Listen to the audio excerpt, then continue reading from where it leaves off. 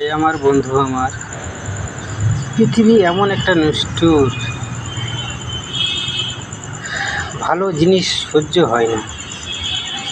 আল্লাহ সুবহানাহু ওয়া তাআলা যাকেই পছন্দ করেন তাকেই বিপদ দেন, তাকেই কোনো অসুবিধায় ফেলেন।